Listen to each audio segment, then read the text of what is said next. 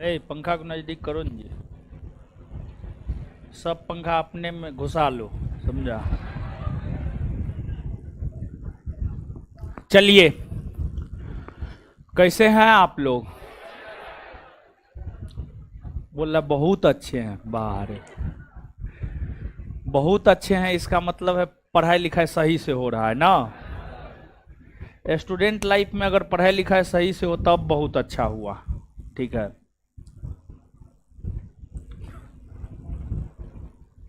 तो भारत का governor general भी खत्म हो गया था। लास्ट टॉपिक है इस चैप्टर के अंतर्गत भारत के वायसराय। तो आज से शुरू करने जा रहे हैं भारत का वायसराय। भारत का वायसराय, भारत का वायसराय शुरू करने जा रहे हैं।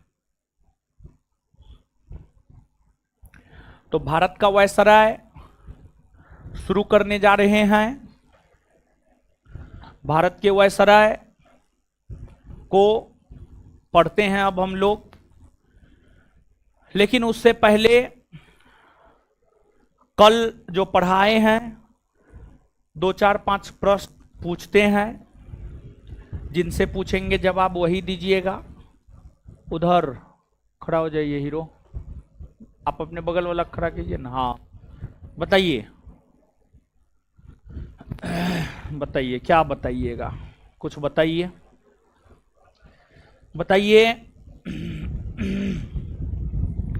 लॉर्ड डलहौजी ने पंजाब को जीतकर कंपनी के साम्राज्य में कब मिलाया? 1849। बैठ जाइए, बहुत बढ़िया। ए लड़का, ए पिलर के पास जो है, हाँ बताइए, बताइए आप। नरबली प्रथा का अंत किसने किया?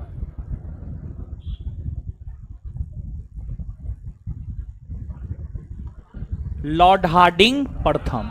अपने मन से बोले, बैठ जाइए। इसको दीजिए, वो टूल ही दे दीजिए, जगह ना है तो। चलिए, हे लड़की बताइए तो, खड़ी होइए तो। नहीं नहीं, हाँ बताइए, दास प्रथा का अंत किसने किया है? लॉर्ड क्या? लॉर्ड डलहौजी।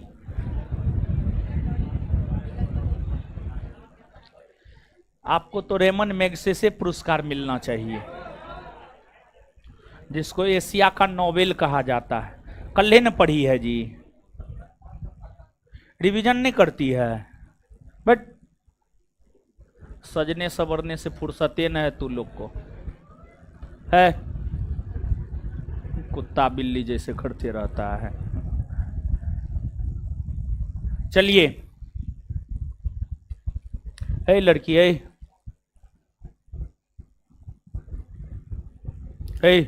खड़ी हुई, हाँ बताइए। भारतीय प्रेस का मुक्तिदाता किसे कहा जाता है? चार्ल्स मेंटकॉफ। बैठ जाइए।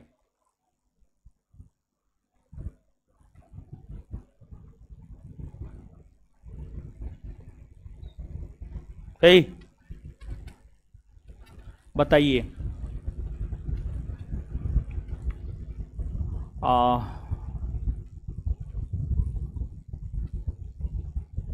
सिंध को जीतकर अंग्रेजी कंपनी के साम्राज्य में कौन मिलाया?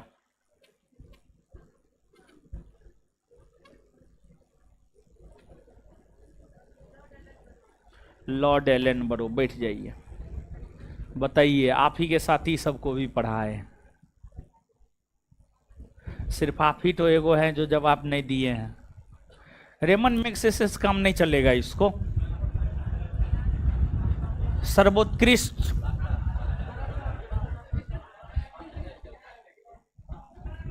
नोबेल पुरस्कार दे दीजिए इसको, ठीक है।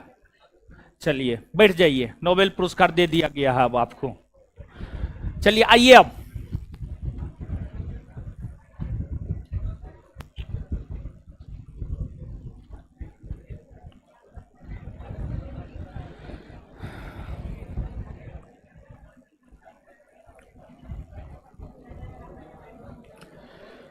भारत का वायसराय।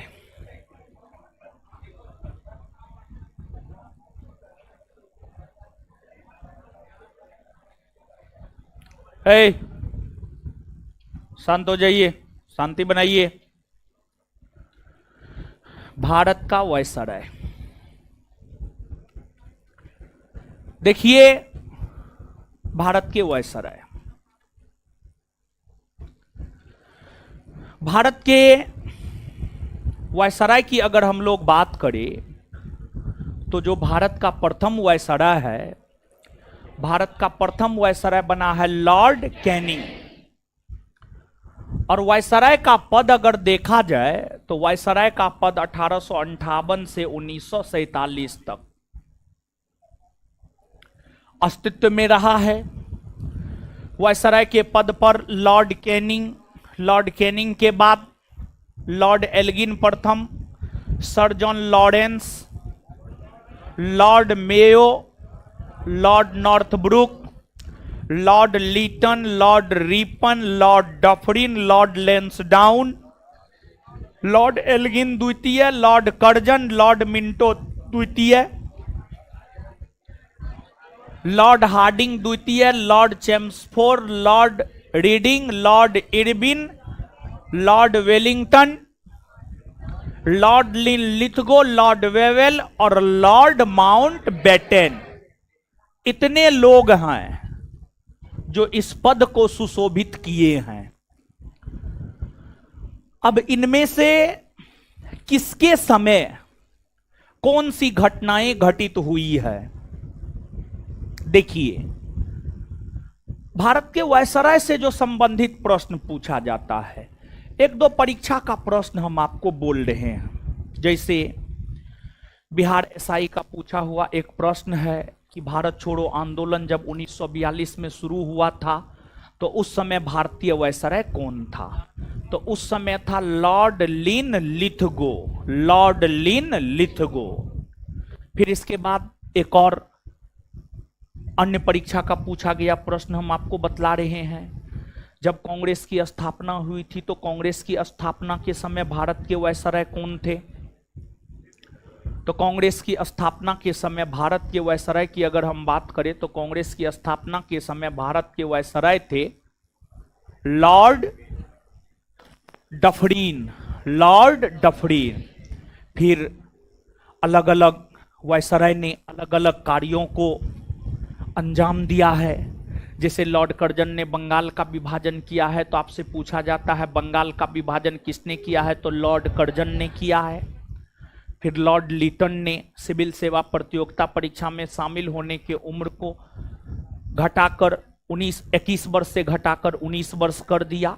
तो मतलब भारत के तमाम वायसरायों के द्वारा जो कोई कार्य भारत में रहते हुए, पद पर रहते हुए किया गया है, वो प्रश्न आपसे पूछे जाते हैं।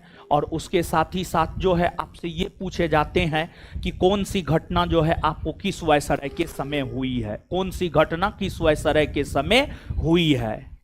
भारत के प्रथम वायसराय की अगर हम लोग बात करें तो आप सब लोग जानते हैं भारत के प्रथम वायसराय बने हैं आपको कौन? तो लॉर्ड कैनिंग। और लॉर्ड कैनिंग की अगर हम लोग बात करें, लॉर्ड कैनिंग की अगर हम लोग बात करें तो जो लॉर्ड कैनिंग है, लॉर्ड कैनिंग की अगर हम लोग बात करें तो जो लॉर्ड कैनिंग है, लॉर्ड कैनिंग भारत के अंतिम गवर्नर जनरल भी रहे हैं। ये गवर्नर जनरल के पद पर 1856 से 1858 तक रहे हैं। 1858 में जब वायसराय का पद आया तो ये वायसराय के पद पर रहे हैं। और लॉर्ड कैनिंग वायसराय के पद पर 1858 से 1862 तक रहे हैं। देखिए, लॉर्ड कैनिंग के समय 1858 ईस्वी में एक अधिनियम पारित हुआ है जिसे भारत परिषद अधिनियम 1858 कहा जाता है। तो लॉर्ड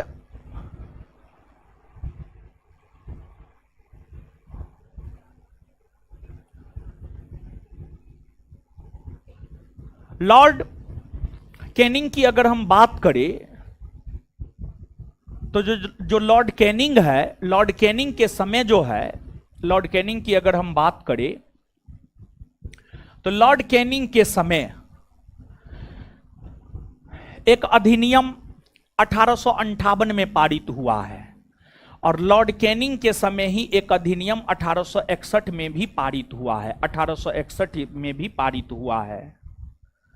तो लॉर्ड कैनिंग के समय 1858 ईस्वी में 1858 का भारत परिषद अधिनियम, 1858 का भारत परिषद अधिनियम पारित हुआ है और लॉर्ड कैनिंग के समय में ही 1861 का भारत परिषद अधिनियम पारित हुआ है। 1861 का भारत परिषद अधिनियम पारित हुआ है, भारत परिषद अधिनियम पारित हुआ है।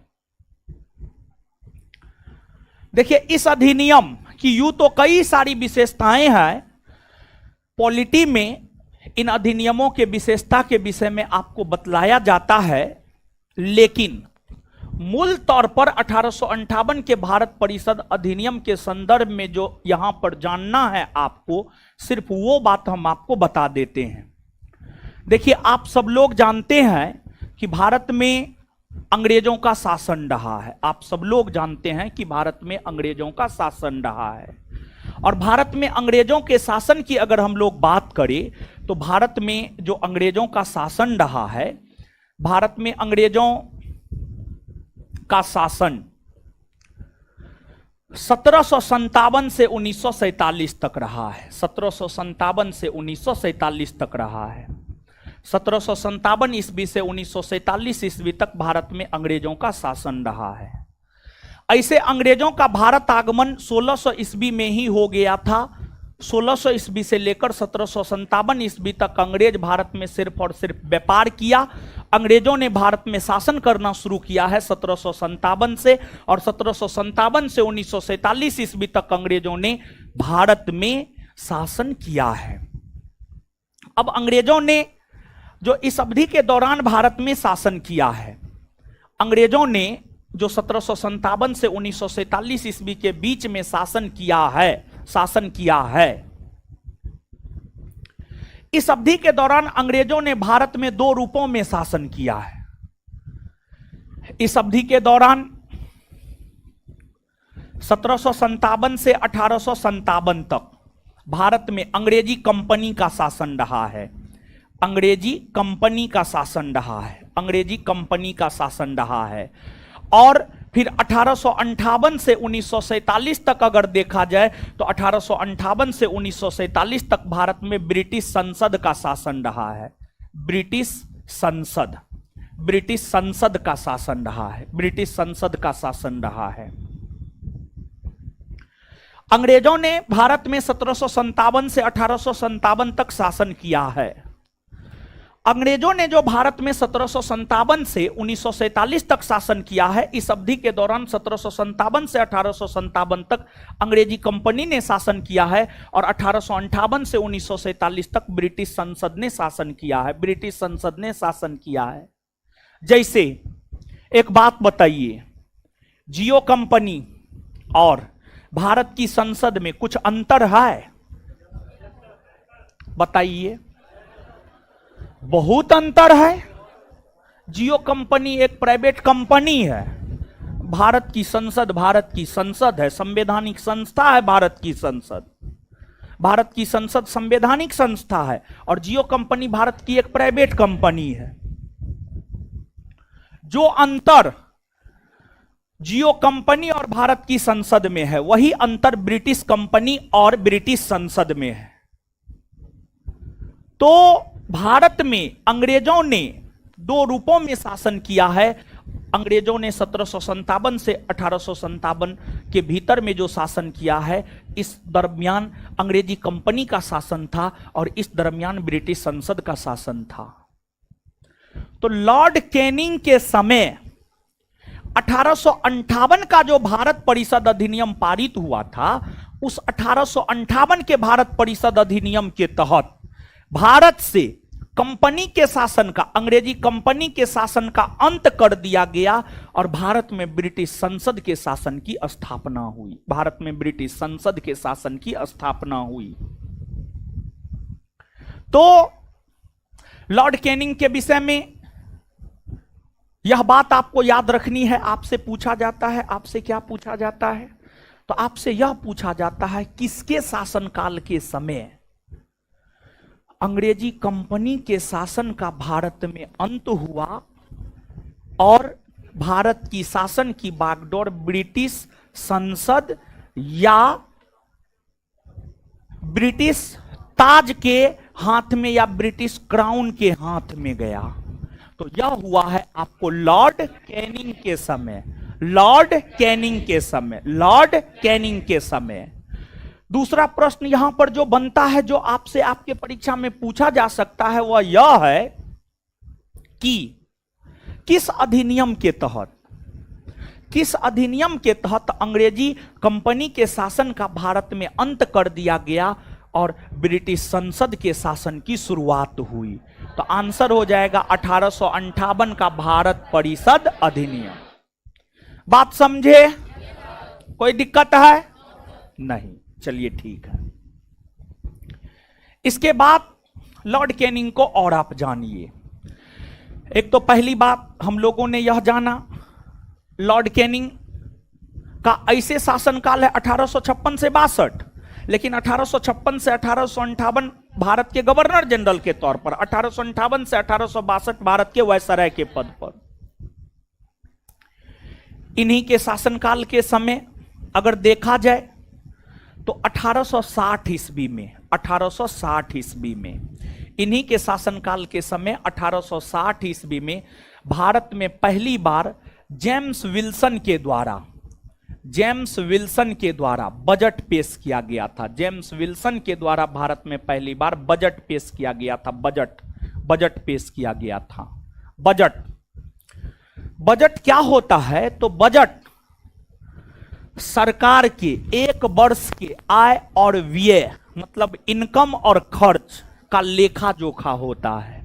यानी भारत सरकार को जो एक वर्ष में कितना इनकम हो रहा है और भारत सरकार को एक वर्ष में कितना खर्च हो रहा है, उसी का लेखा जोखा होता है आपको बजट। उसी का लेखा जोखा क्या होता है? आपको बजट उसी का लेखा जोखा होता है।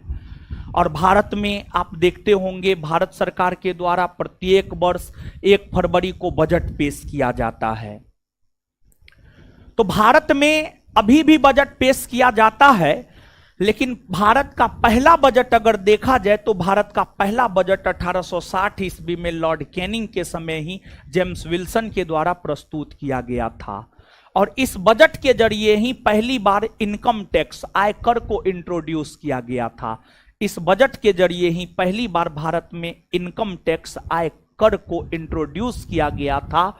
और बात अगर आप आयकर की करेंगे तो देखिए, भारत में सामान्य तौर पर जो टैक्स स्लैब है उसमें थोड़ा बहुत हमेशा परिवर्तन होते रहता है, लेकिन एक जो सामान्य टैक्स स्लैब है उसमें अगर सालाना इनकम आपका 5 लाख रुपया से कम है तो आपको टैक्स नहीं लगता है।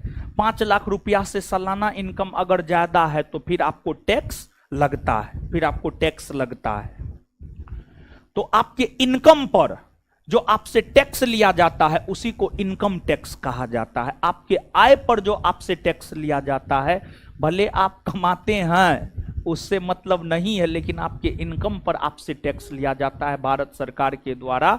और यह टैक्स इसलिए लिया जाता है कि आप भारत में रह करके ही, भारत के संसाधनों का ही दोहन करके आप पैसा कमा रहे हैं, तो भारत को तो आपको देना ही पड़ेगा।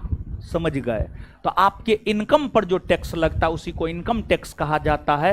इनकम टैक्स जो है यहीं पर जेम्स विल्सन के द्वारा पहली बार बजट पेश करते हुए जो है इंट्रोड्यूस किया गया था। और उस समय इनकम टैक्स जो है आपको राजा महाराजा, बड़े बड़े धन्ना सेठों से, जमींदारों से उस समय इनकम टैक्स लिया जाता था। हर किसी से इनकम टैक्स नहीं लिया जाता है।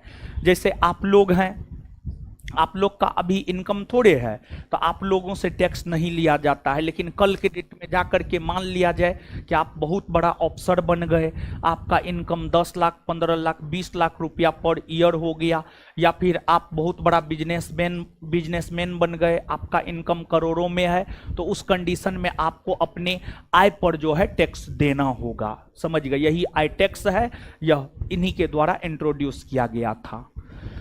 इसके बाद आप सुनते होंगे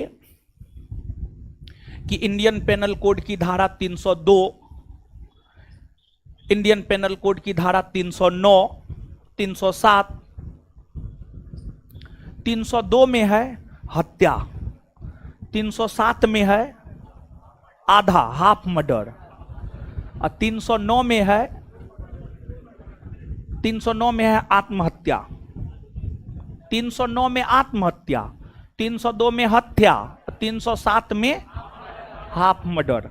मतलब मान लिया जाए कि आप किसी का मर्डर कर दिए, तो आपको इंडियन पेनल कोड की धारा 302 के तहत सजा सुनाई जाएगी, आप पर धारा 302 लगाया जाएगा। जैसे भगत सिंह ने लाहौर के पुलिस कप्तान सॉन्डर्स की गोली मारकर हत्या की थी, तो उन पर जो मुकदमा चला था, उस मुकदमा में जो उन पर केस चला था वह आईपीसी की धारा 302 के तहत केस चला था। मान लिया जाए कि आप किसी का हाफ मर्डर कर दिए तो 307 के तहत चलेगा, और अगर आप आत्महत्या का प्रयास किए और बच गए तो आईपीसी के धारा 309 के तहत आप पर कानूनी कार्रवाई की जाएगी। समझे? तो इंडियन पेनल कोड, भारतीय दंड संहिता। भारतीय दंड संहिता क्या है जानते हैं? भारतीय दंड संहिता है, आप कौन अपराध करेंगे तो आप पर कौन धारा लगाया जाएगा, आप कौन अपराध करेंगे तो आप पर कौन धारा लगाया जाएगा, उसी का संग्रह, उसी का संकलन इंडियन पेनल कोड में है, आईपीसी में है। और इंडियन पेनल कोड की अगर हम लोग बात करें, यानी भारतीय दंड संहिता की अगर हम लोग बात करें, तो भारतीय दंड संहिता लॉर्ड कैनिंग के समय ही 1860 ईस्वी में आया था। IPC, Indian Penal Code, IPC, Indian Penal Code की अगर हम लोग बात करें, तो जो आईपीसी है, भारतीय दंड संहिता है, जिसके तहत अपराध करने वाले लोगों को अलग अलग धारा के तहत सजा सुनाई जाती है, वह जो है आपको लॉर्ड कैनिंग के समय ही आया है, लॉर्ड कैनिंग के समय ही आया था। इसके बाद लॉर्ड कैनिंग के समय 1861 का भारत परिषद अधिनियम भी आया है।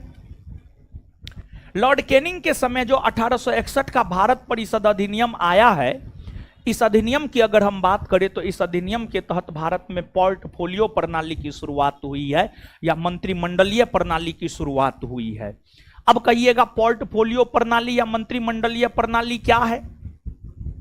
एक बात बताइए, देश में हमारे प्रधानमंत्री श्री नरेंद्र मोदी जी क्या अकेले शासन करते हैं? नहीं, मोदी जी को शासन प्रशासन में मदद करता है उनका कैबिनेट मंत्री। कैबिनेट मंत्री जैसे अमित शाह, गृह मंत्रालय अमित शाह के पास है, विदेश मंत्रालय विजय शंकर के पास है, इसके बाद जो है रक्षा मंत्रालय राजनाथ सिंह के पास है, फिर जो है वित्त मंत्रालय निर्मला सीतारमण के पास है। तो हमारे देश के प्रधानमंत्री श्री नरेंद्र मोदी जी अपने कैबिनेट के सहयोगियों के मदद से देश में शासन प्रशासन चलाते हैं। इसी को मंत्रिमंडलीय व्यवस्था कहा जाता है, या इसी को कहा जाता है कि अलग अलग विभाग अलग अलग लोगों को बांट दिया जाता है, इसी को पोर्टफोलियो प्रणाली कहा जाता है। तो भारत में 1861 का जो भारत परिषद अधिनियम पारित हुआ है, इस 1861 के भारत परिषद अधिनियम के तहत ही भारत में पोर्टफोलियो प्रणाली की शुरुआत हुई है। यह भी लॉर्ड कैनिंग के समय में ही हुआ है। तो ये तमाम ऐसी घटनाएं हैं जो लॉर्ड कैनिंग के समय हुए हैं। अब इसको आपको जो पीडीएफ नोट मिला है, आप उसको 1 मिनट में पढ़िए, फिर इसको याद करवाएंगे और फिर आगे बढ़ेंगे। पढ़िए जल्दी।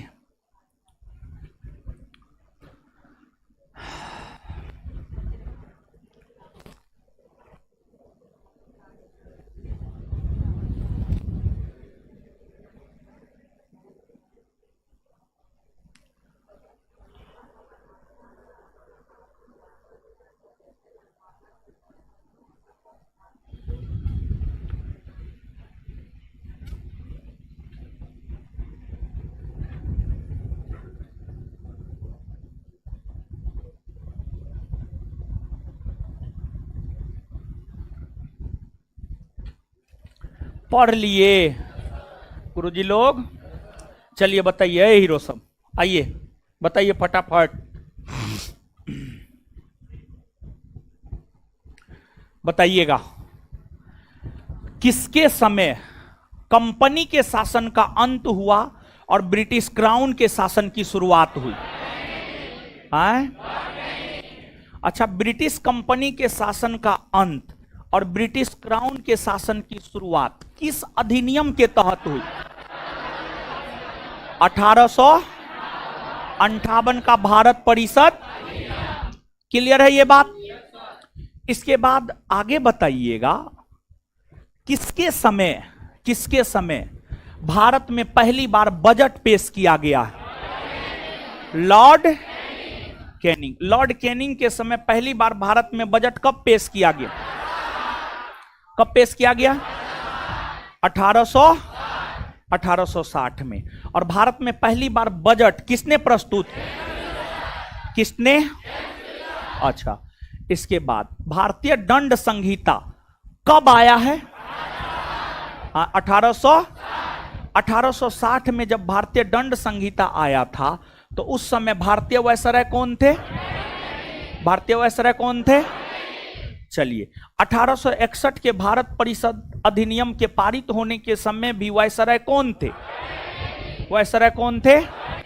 Lord Canning. और लॉर्ड कैनिंग की अगर हम लोग बात करें तो इन्हीं के समय भारत में मंत्रिमंडलीय व्यवस्था या पोर्टफोलियो प्रणाली की शुरुआत हुई है ना? इतना बात याद हुआ?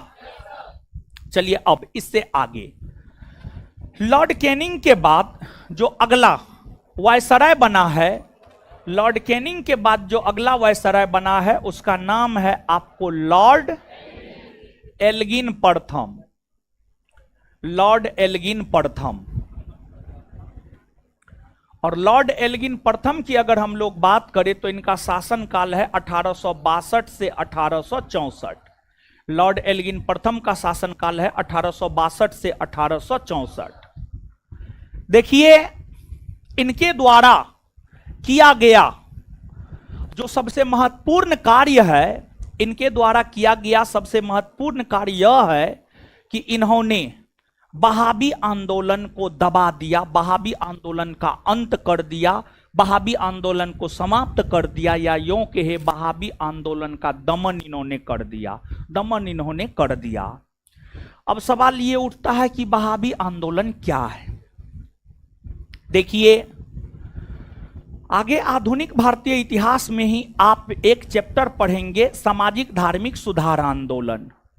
और जब आप सामाजिक धार्मिक सुधार आंदोलन को पढ़ेंगे तो सामाजिक धार्मिक सुधार आंदोलन को पढ़ते हुए आप हिंदू धर्म में सुधार को लेकर ब्रह्म समाज आंदोलन, आर्य समाज आंदोलन चलाया गया है, उसी प्रकार से इस्लाम धर्म में सुधार को लेकर वहाबी आंदोलन, अहमदिया आंदोलन, अलीगढ़ आंदोलन, ये तमाम आंदोलन चलाए गए हैं।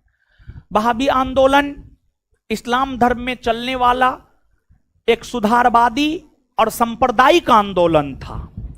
सुधारवादी और सांप्रदायिक आंदोलन था।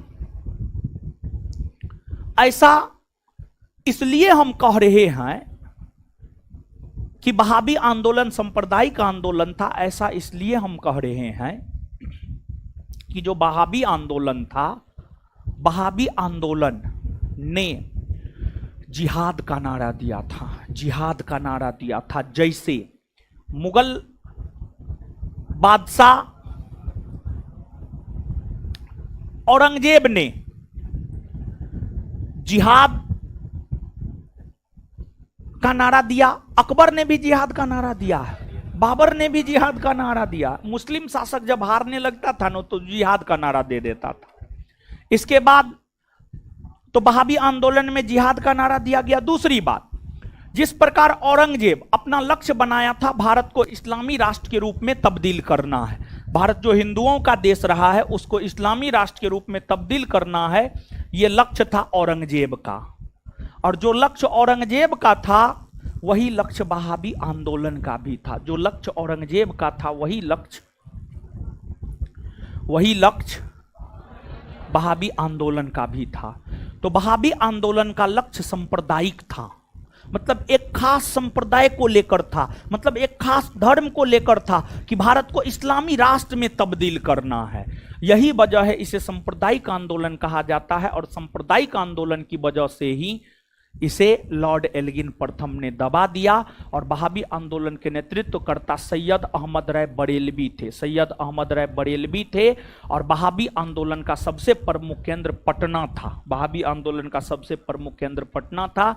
इस वहाबी आंदोलन का दमन लॉर्ड एल्गिन प्रथम ने किया है, जो कि लॉर्ड एल्गिन प्रथम के द्वारा किया गया सबसे महत्वपूर्ण कार्य है। लॉर्ड एल्गिन के बाद जो अगले भारतीय वायसराय बने हैं उनका नाम है आपको सर जॉन लॉरेंस। हां, लॉर्ड लॉरेंस भी कह सकते हैं, कोई दिक्कत नहीं है, सर जॉन लॉरेंस। और इनका कार्यकाल अगर देखा जाए तो इनका कार्यकाल है 1864 से 1869, 1864 से 1869। देखिए, लॉर्ड लॉरेंस के समय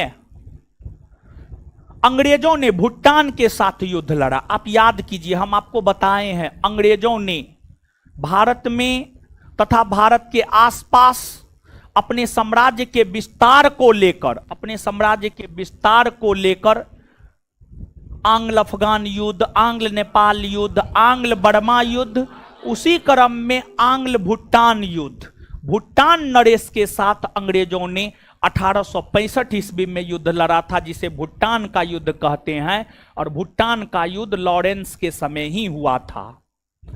और लॉरेंस के विषय में कहा जाता है कि इन्होंने अफगानिस्तान के साथ अहस्तक्षेप की नीति अपनाई। देखिए, ध्यान दीजिएगा, अंग्रेजों ने अफगानिस्तान, भारत के बगल में पाकिस्तान, पाकिस्तान के बगल में अफगानिस्तान, अंग्रेजों ने अफगानिस्तान पर अपना अधिकार करने के लिए, अंग्रेजों ने अफगानिस्तान पर अपना अधिकार करने के लिए, अफगानिस्तान पर अपना अधिकार करने के लिए आंग्ल अफगान युद्ध लड़ा है। प्रथम आंग्ल अफगान युद्ध 1839 से 42, द्वितीय आंग्ल अफगान युद्ध 1878 से 1880, 1878 से 1880। तो 1878 से 80 के बीच में द्वितीय आंग्ल अफगान युद्ध हुए हैं। लेकिन उसके पहले लॉरेंस जब भारत के वायसराय के पद पर थे तो उन्होंने अफगानिस्तान के साथ अहस्तक्षेप की नीति अपनाया।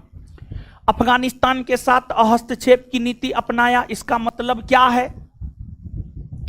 अफगानिस्तान के साथ हस्तक्षेप की नीति अपनाया, इसका मतलब यह है कि लॉरेंस ने अफगानिस्तान के साथ कोई छेड़छाड़ नहीं किया।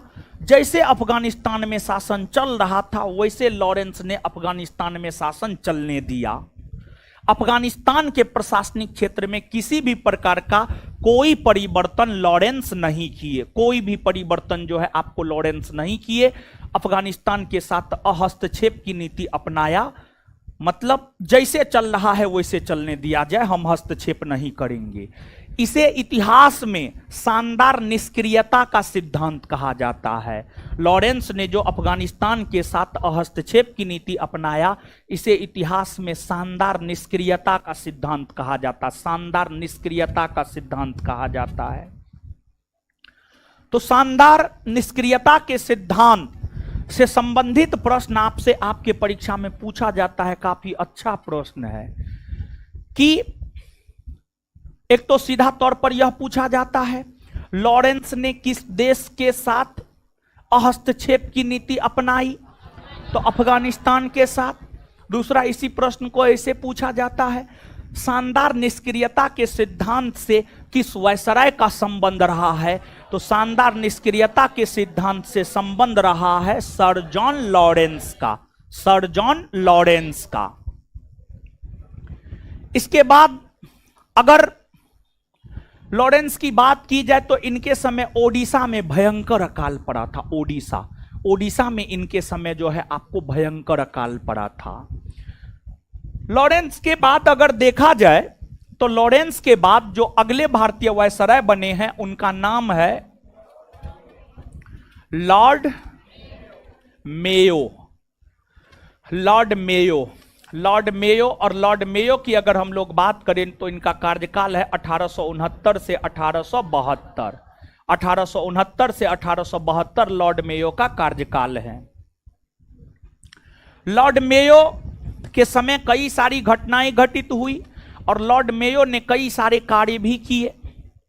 जैसे लॉर्ड मेयो ने राजस्थान के अजमेर में भारतीय राजा महाराजाओं के संतानों को शिक्षा प्रदान करने को लेकर एक कॉलेज खोला। लॉर्ड मेयो ने राजस्थान के अजमेर में भारतीय राजा महाराजाओं के युवराजों को, संतानों को शिक्षा प्रदान करने को लेकर एक कॉलेज खोला जिसे मेयो कॉलेज कहा गया। जिसे मेयो कॉलेज कहा गया तो मेयो कॉलेज राजस्थान के अजमेर में है। यह लॉर्ड मेयो के द्वारा ही खोला गया था।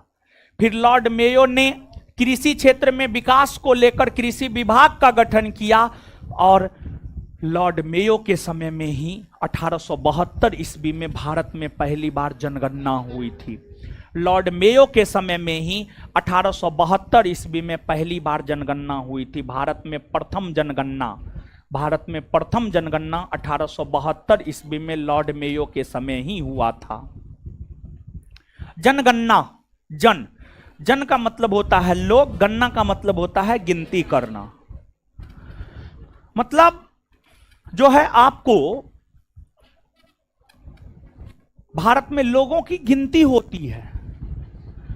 भारत में पहली बार लोगों की गिनती 1872 में हुई थी और तब से लेकर आज तक लगभग प्रत्येक 10 वर्ष के अंतराल पर 1872 के बाद 1881 में हुआ, फिर 1891, 1901, 1911, 1921, 31, 1941, 51, 61, 71, 81, 91, 2001, 2011, 2021 में होना चाहिए था जनगणना, लेकिन 2021 में कोविड के वजह से नहीं हो पाया। खैर कोविड को समाप्त हुए भी 2-3 साल हो गया, 2 साल तो हो ही गया है। जनगणना करा देना चाहिए, लेकिन केंद्र की मोदी सरकार जनगणना नहीं करवाया है।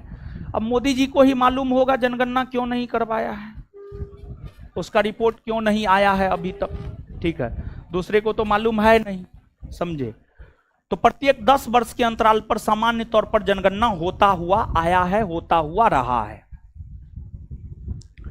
तो पहली बार जनगणना इन्हीं के समय हुई थी 1872 में। लॉर्ड मेयो जब भारत के वायसराय के पद पर थे, लॉर्ड मेयो जब भारत के वायसराय के पद पर थे तो लॉर्ड मेयो अंडमान निकोबार द्वीप समूह की यात्रा पर गया। अंडमान निकोबार द्वीप समूह यहां है। अंडमान मानचित्र कहां गया जी? यहां है अंडमान निकोबार द्वीप समूह। और अंडमान निकोबार द्वीप समूह में दक्षिणी अंडमान द्वीप पर पोर्ट ब्लेयर, जो कि अंडमान निकोबार द्वीप समूह की राजधानी नगर है, पोर्ट ब्लेयर में एक जेल है जिसका नाम है सेलुलर जेल। सेलुलर जेल में काले पानी की सजा जिसको मिलता था उसे यहां भेजा जाता था और सेलुलर जेल की यात्रा पर लॉर्ड मेयो भारत के वायसराय रहते हुए भ्रमण करने के लिए गए। और जब लॉर्ड मेयो अंडमान निकोबार द्वीप समूह में सेलुलर जेल की यात्रा पर गए, यात्रा किए, भ्रमण किए, शाम के टाइम में, शाम के समय में थोड़ा जब अंधेरा हो जाता है तो अंधेरा के समय में लॉर्ड मेयो सेलुलर जेल में अकेले घूम रहे थे। उसी का फायदा एक अपराधी ने उठाया, शेर अली अफरीदी। शेर अली अफरीदी नामक अफगानी मूल के अपराधी ने शाम या अंधेरा होने का फायदा उठाते हुए लॉर्ड मेयो को चाकू गोदकर मार दिया। लॉर्ड मेयो के पेट में चाकू गोदकर उसको मार दिया। लॉर्ड मेयो एकमात्र भारतीय वायसराय है जिनका पद पर रहते हुए हत्या की गई है, जिनका पद पर रहते हुए हत्या की गई है। मृत्यु होना अलग बात है, हत्या होना अलग बात है। फाइनली आदमी परलोक को ही सिधारता है, ईश्वर को ही प्यारे होता है, लेकिन दोनों में थोड़ा अंतर है। स्वाभाविक मृत्यु होना अलग बात है, हत्या करना अलग बात है, लेकिन फाइनली तो डेस्टिनेशन तो ईश्वर ही है, समझे। अब यहां तक चीजों को पढ़िए, याद करवाएंगे तब आगे बढ़ेंगे। पढ़िए जल्दी,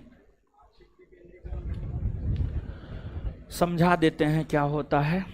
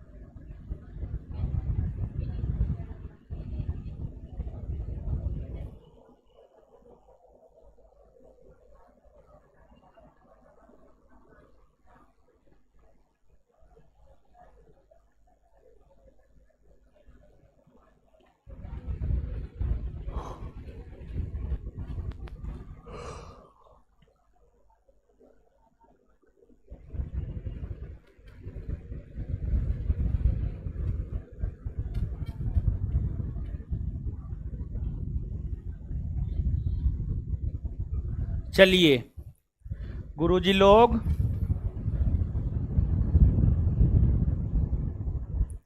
पढ़ लिए, गुरुजी लोग पढ़ लिए। आइए इतना याद कर ना ले, तब आगे बढ़ जाएंगे।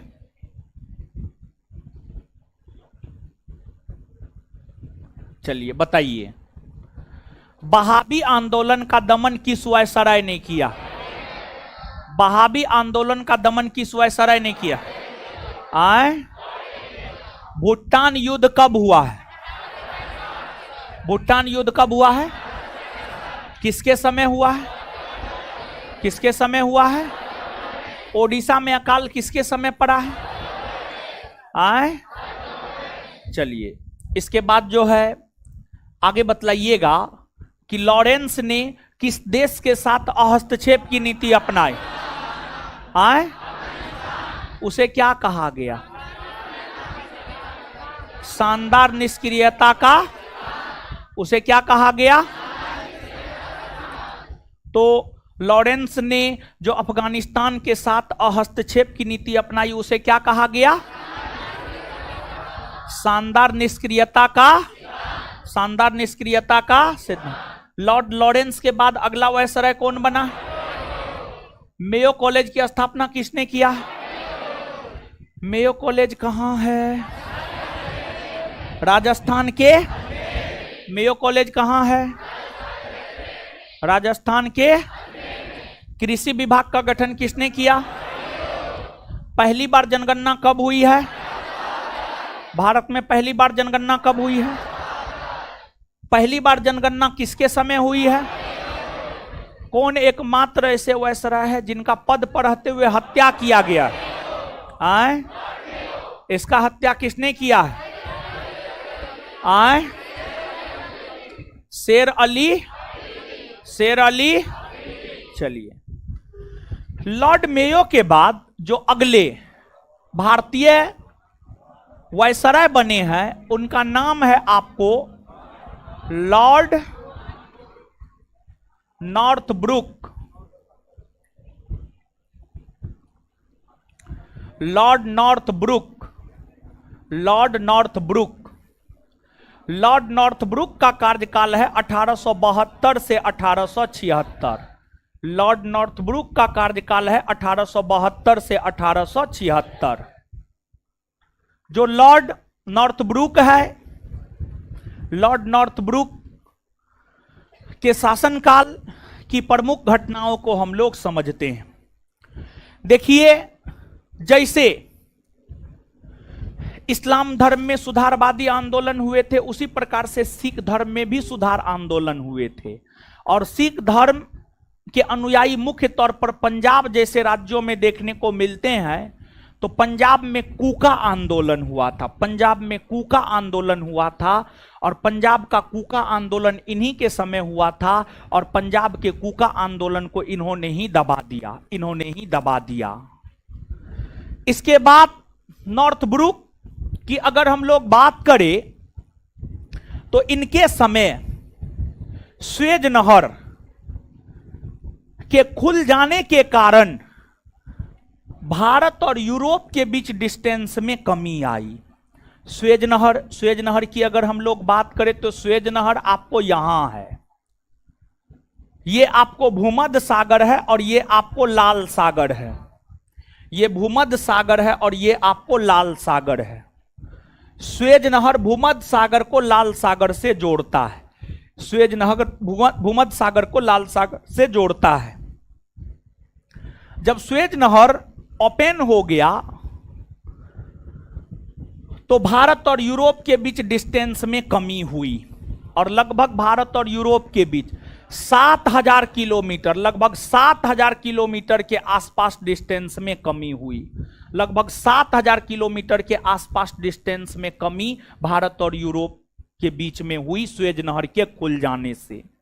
देखिए होता क्या था, जब तक स्वेज नहर ओपन नहीं हुआ था तो उससे पहले समय तक अगर देखा जाए तो यूरोपीय व्यापारी भारत व्यापार करने के लिए जो आता था अटलांटिक महासागर, ये अटलांटिक महासागर है, अटलांटिक महासागर होते हुए हिंद महासागर होते हुए भारत में प्रवेश करता था।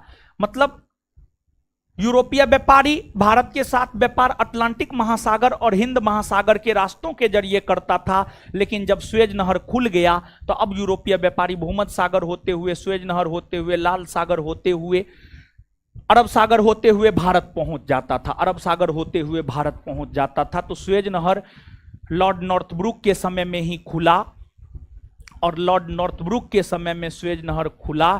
और जो डेली क्लास नहीं आती है उसी को तो गर्मी लगता है। ये सबको क्या कहा जाए, एक रोज आती है 4 दिन गायब रहती है। कहाँ जानते हैं, माँ बाप पढ़ने दिया है और यहाँ पर ये सब जो है घूमती है गांधी मैदान जाकर के, समझे। गर्मी लगता है इसको। बताइए कितना बढ़िया मौसम है, गर्मी लग रहा है। बताइए आप लोग को गर्मी लग रहा है? नहीं लग रहा? तब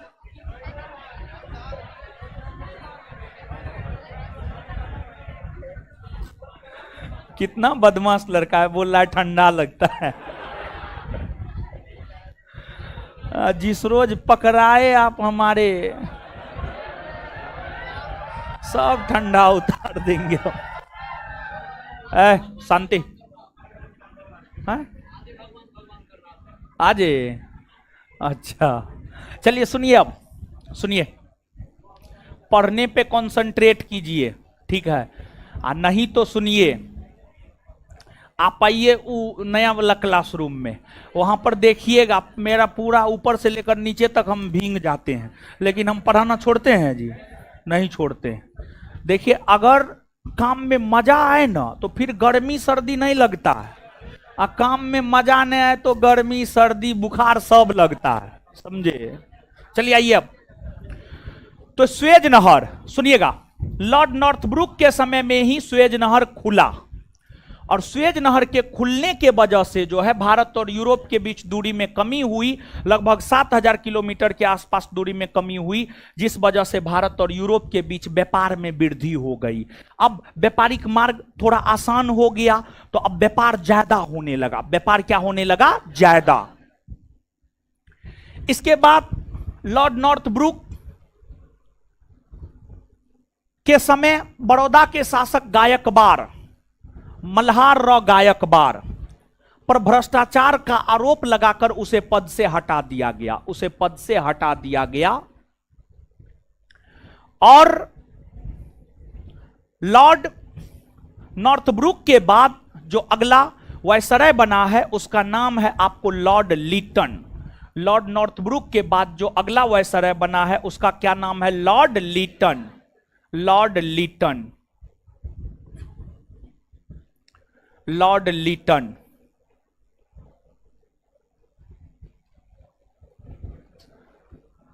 लॉर्ड लीटन 1876 से 1880।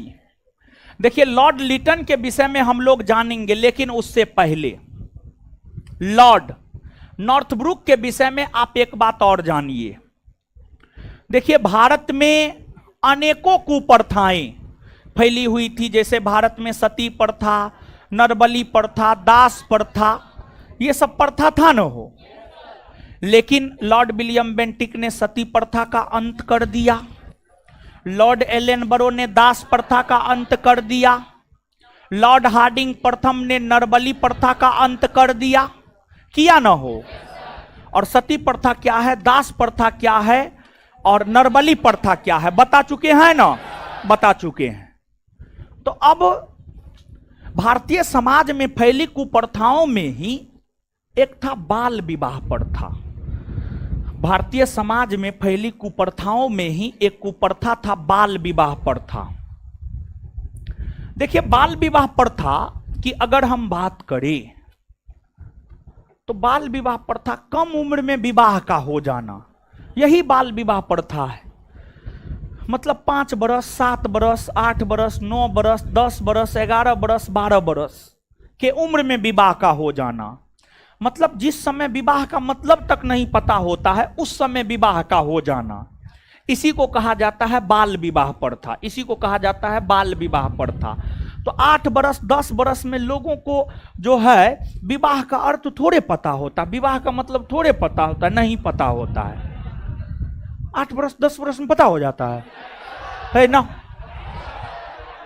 हमको तो नहीं लगता है होना चाहिए, क्योंकि हम अपनी बात बता रहे हैं।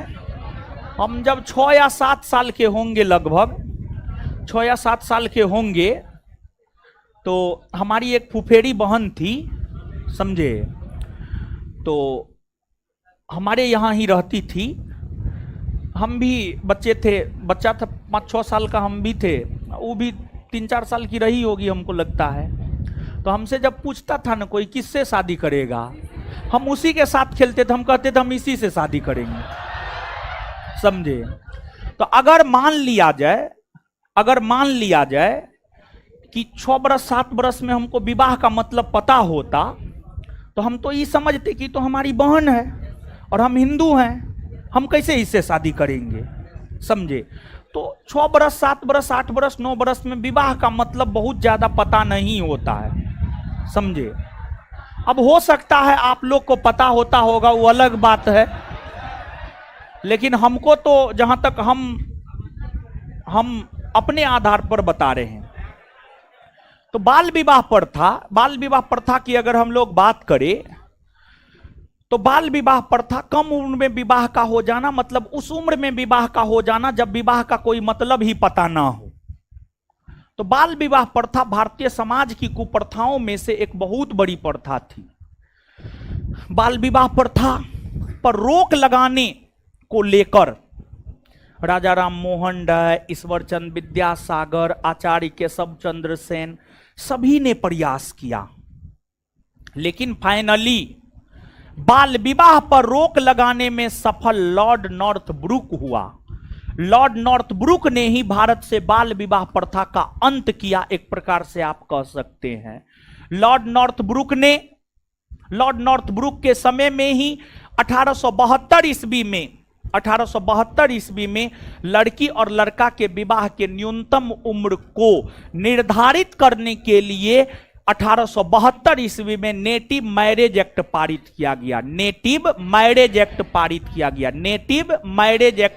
किया गया।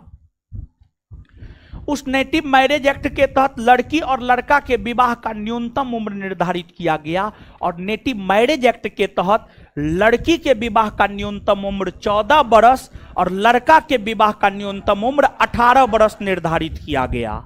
और उस नेटिव मैरिज एक्ट में अंतरजातीय विवाह को भी बढ़ावा देने की बात की गई थी। अंतरजातीय विवाह को भी बढ़ावा देने की बात नेटिव मैरिज एक्ट में जो है आपको की गई थी। तो नेटिव मैरिज एक्ट भी इन्हीं के समय पारित हुआ है 1872 में, और उस एक्ट को पारित करवाने में आचार्य केशव चंद्र सेन का बहुत बड़ा योगदान रहा है।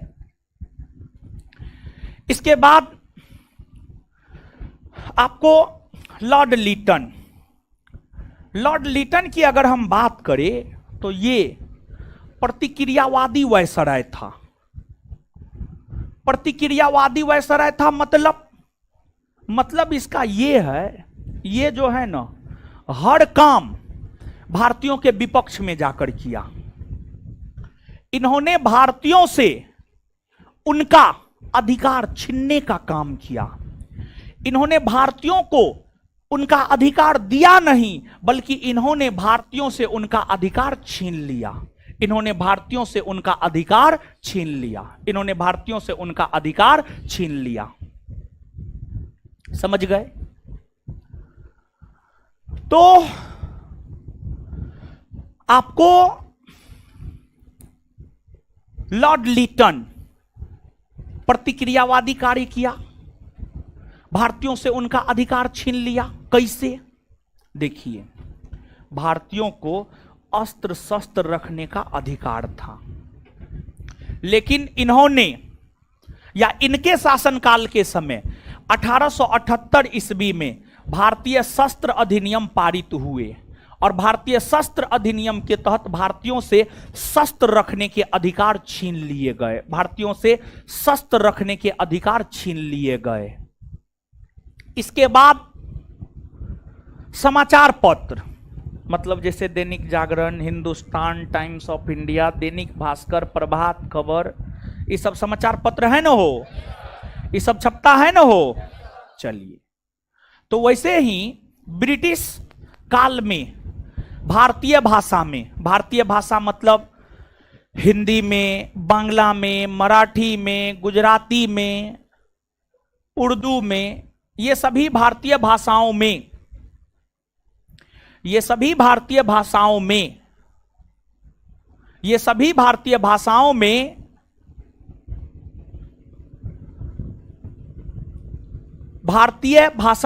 समाचार पत्र छपता था।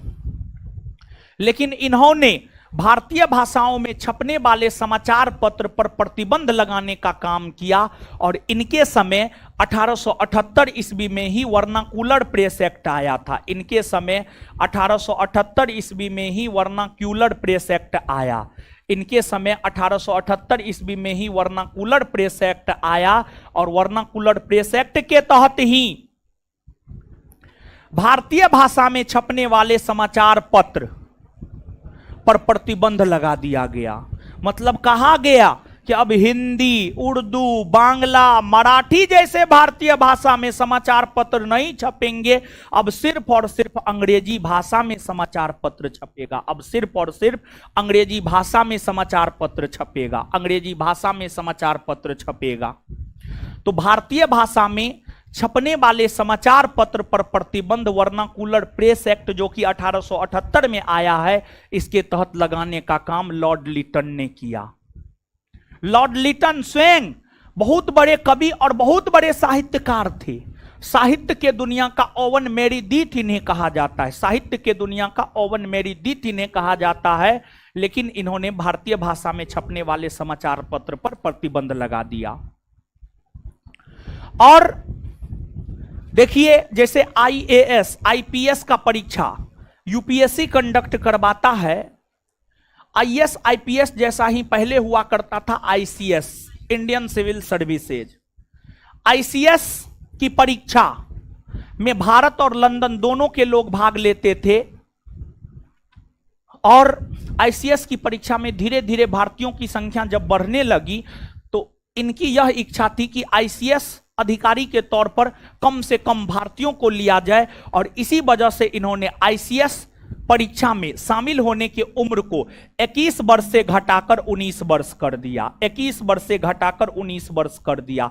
यानी आईसीएस परीक्षा में कोई भी भारतीय अधिकतम 19 वर्ष के उम्र तक ही भाग ले सकता था, उससे ज्यादा भाग नहीं ले सकता था।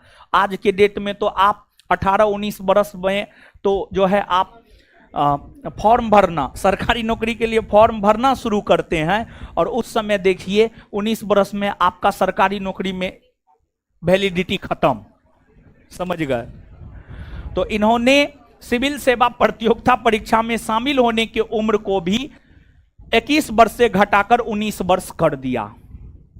इनके समय भारत के अलग अलग क्षेत्रों में इनके समय भारत के अलग अलग क्षेत्रों में अकाल पड़ रहे थे, लेकिन उस अकाल की ओर इन्होंने ध्यान नहीं दिया, बल्कि उस अकाल की ओर इन्होंने ध्यान नहीं दिया, बल्कि इन्होंने लाखों रुपया बहाकर दिल्ली दरबार का आयोजन किया। इन्हीं के समय प्रथम दिल्ली दरबार का आयोजन 1 जनवरी 1877 को हुआ था। इन्हीं के समय प्रथम दिल्ली दरबार का आयोजन 1 जनवरी 1877 को हुआ था। और इस दिल्ली दरबार के जरिए ब्रिटेन की महारानी विक्टोरिया को केसरे हिंद की उपाधि से नवाजा गया। ब्रिटेन की महारानी विक्टोरिया को केसरे हिंद की उपाधि से नवाजा गया। और दिल्ली दरबार में लाखों रुपया बहाया इन्होंने, लेकिन भारत के अकाल पीड़ितों को इन्होंने मदद नहीं किया। तो देखिए, सब काम ही भारत के विपक्ष में ही जाकर किया। इसी वजह से इसको प्रतिक्रियावादी वायसराय माना जाता है। इन्होंने सब काम भारत के विपक्ष में जाकर किया। यही कारण है कि इन्हें प्रतिक्रियावादी वायसराय माना जाता है। लॉर्ड लिटन के बाद अगले भारतीय वायसराय की अगर हम बात करें तो अगले भारतीय वायसराय बने लॉर्ड रिपन।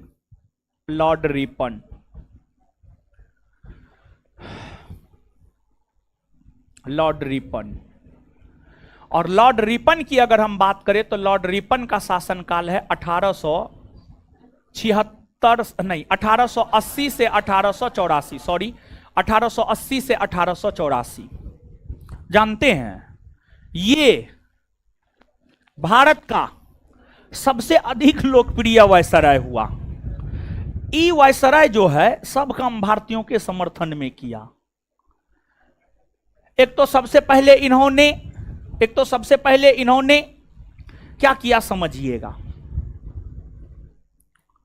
लॉर्ड लिटन ने जो भी प्रतिक्रियावादी कार्य किया उस सभी निर्णय को यह पलट दिया। सबसे पहले इन्होंने सिविल सेवा प्रतियोगिता परीक्षा में शामिल होने के उम्र को फिर से 19 वर्ष से बढ़ाकर 21 वर्ष कर दिया। 19 वर्ष से बढ़ाकर 21 वर्ष कर दिया। और इन्होंने 1882 ईस्वी में वर्नाकुलर प्रेस एक्ट को रद्द कर दिया और कहा कि न सिर्फ अंग्रेजी भाषा में समाचार पत्र नहीं छपेंगे, बल्कि अब भारतीय भाषा में भी समाचार पत्र छपेंगे। भारतीय भाषा में भी समाचार पत्र छपेंगे। और इन्होंने शस्त्र अधिनियम को भी रद्द कर दिया और भारतीयों को भी फिर से अस्त्र शस्त्र रखने का अधिकार मिल गया। मतलब वैसा सब काम जो लिटन भारतीयों के विपक्ष में करके गया, उन सभी के निर्णय को इन्होंने पलट दिया। समझिए, इसी वजह से सबसे लोकप्रिय वायसराय लॉर्ड रिपन को माना जाता है। और लॉर्ड रिपन के विषय में और आप जानिए। लॉर्ड रिपन को फ्लोरेंस नाइटिंगेल ने भारत का उद्धारक कहा है। भारत का उद्धारक। और इन्हें भारत का उद्धारक इसलिए कहा गया है, क्योंकि इन्होंने तमाम काम भारतीयों के समर्थन में किया है। यही वजह है इन्हें भारत का उद्धारक कहा गया है। भारत का उद्धारक। इन्हीं के समय 1881 में जब जनगणना हुई तो यह तय कर दिया गया कि प्रत्येक 10 वर्ष के अंतराल पर जनगणना होगा। और प्रत्येक 10 वर्ष के अंतराल पर तब से लेकर आज तक जनगणना होता हुआ आया है। मतलब लॉर्ड रिपन के समय से ही भारत में नियमित रूप से जनगणना की शुरुआत हुई मानी जाती है। लॉर्ड रिपन के समय से ही भारत में नियमित रूप से जनगणना की शुरुआत हुई मानी जाती है। लॉर्ड रिपन को भारत में स्थानीय स्वशासन का जनक माना जाता है। स्थानीय स्वशासन की स्थापना करने का प्रयास भारत में पहली बार लॉर्ड रिपन ने ही किया था, जिस वजह से इन्हें भारत में स्थानीय स्वशासन का जनक माना जाता है।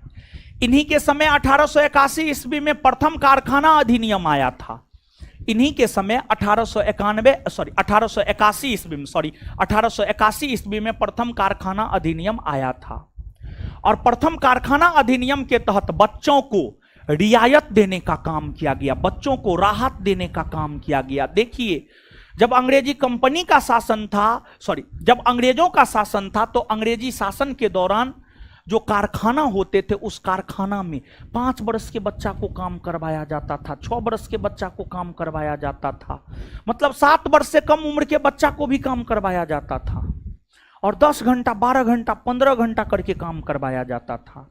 तो इन्होंने देखा बच्चों का शोषण हो रहा है, और इसी वजह से इनके समय जब प्रथम कारखाना अधिनियम आया, तो प्रथम कारखाना अधिनियम में स्पष्ट तौर पर यह बात कहा गया, 7 वर्ष से कम उम्र के बच्चा कारखाना में काम नहीं करेंगे, अर्थात बच्चों को राहत दी गई। फिर दूसरी राहत बच्चों को यह मिली, 7 वर्ष से 12 उम्र, 7 वर्ष से 12 उम्र तक का जो बच्चा है वो अधिक से अधिक एक दिन में 9 घंटा काम करेगा, उससे ज्यादा काम नहीं करेगा। इसका मतलब है अंग्रेजों के द्वारा बच्चों से भी 9 घंटा से ज्यादा काम लिया जाता था, तब ना कहा जा रहा है कि 7 से 12 वर्ष तक के बच्चों को 9 घंटा से ज्यादा काम ना लिया जाए। तो मतलब इनके समय प्रथम कारखाना अधिनियम आया, और प्रथम कारखाना अधिनियम के तहत जो है बच्चों को राहत दिया गया, बच्चों को राहत दिया गया। बात समझे? तो बात समझे हैं तो अब पढ़िए, नॉर्थब्रुक, लीटन, रिपन, पढ़िए, पढ़िए तीनों।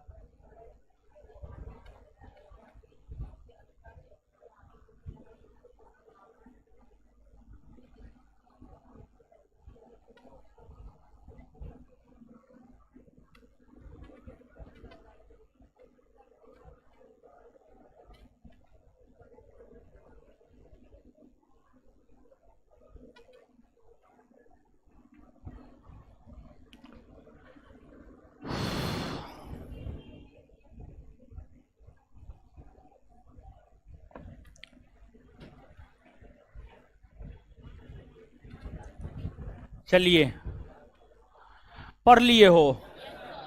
आइए तो बताइए तो फटाफट, नेटिव मैरिज एक्ट किसके समय पारित हुआ? आए, नेटिव मैरिज एक्ट किसके समय पारित हुआ? Lord Northbrook. कब पारित हुआ? आए, किसके समय स्वेज नहर खुल जाने से भारत और यूरोप के बीच दूरी में कमी हुई? आए, लॉर्ड नॉर्थ। पंजाब में कुका आंदोलन को किसने दबाया? किसने दबाया? इसके बाद आपको लॉर्ड नॉर्थब्रुक के बाद अगला वायसराय कौन बना है? कौन बना है? वर्नाकुलर प्रेस एक्ट किसके समय आया? आए? किसने सिविल सेवा प्रतियोगिता परीक्षा में शामिल होने की उम्र को 21 वर्ष से घटाकर 19 वर्ष कर दिया? लॉर्ड। प्रथम दिल्ली दरबार का आयोजन किसके समय हुआ? आए? ओवन मेरीदीथ किसका उपनाम है? लॉर्ड लिटन का। इसके बाद लॉर्ड लिटन के बाद कौन बना है? लॉर्ड। भारत का सबसे लोकप्रिय वायसराय? आए? भारत का सबसे लोकप्रिय वायसराय? Lord Ripon. ठीक है, लॉर्ड रिपन। इसके बाद जो है आगे बतलाइएगा कि जो है आपको नियमित रूप से जनगणना की शुरुआत किसके शासनकाल से हुई मानी जाती है? लॉर्ड। प्रथम कारखाना अधिनियम किसके समय आया? लॉर्ड। किसने वर्नाकुलर प्रेस एक्ट को रद्द कर दिया? लॉर्ड रिपन ने। क्लियर है? इतना याद हो न गया? इतना में कोई दिक्कत है? नहीं ना है? आगे आज होमवर्क था करेंट पूछेंगे, यही ना था होमवर्क?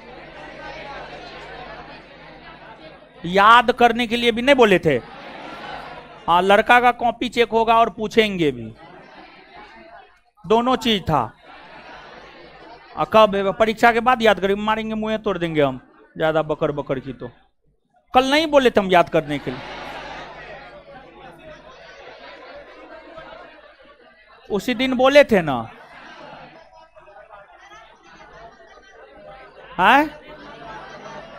अगले मंगलवार को पूछेंगे। अच्छा ठीक है, अगले मंगलवार को ही पूछेंगे। ठीक है,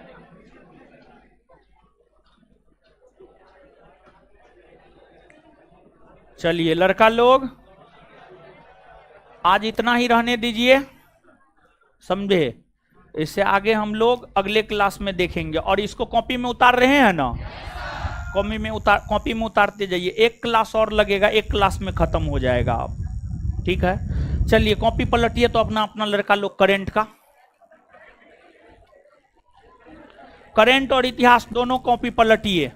और जिसका कॉपी ना है वो जो है खड़े हो जाइए।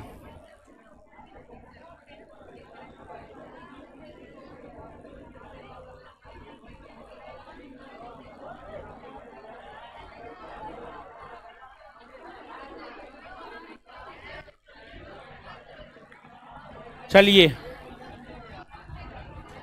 करेंट और इतिहास का कॉपी पलटिए, जो नहीं लिख करके लाए खड़े हो जाइए। चलिए ऑनलाइन वाले लोग मिलते हैं अगले क्लास में। कर दो ऑनलाइन जी, करेंट है जी।